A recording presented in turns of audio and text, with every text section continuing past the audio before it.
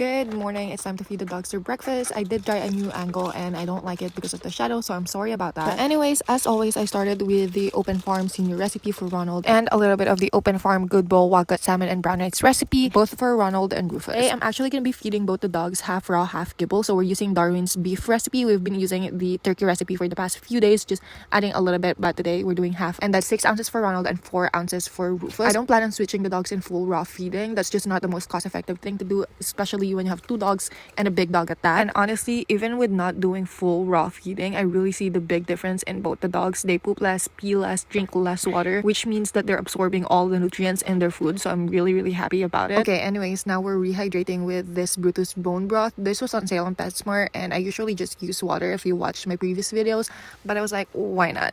And then we're using the Vital Essential beef liver and the Stella and Chewy lamb heart just for some little garnish on top. And then we go with all of our supplements. I did realize as I was editing this that I totally forgot to give them their salmon oil. For both the dogs, I use Native Pets, the daily 11-in-1 powder supplement, and also Wondergland for gut health. And as I've said, I usually add salmon oil for omega-3s.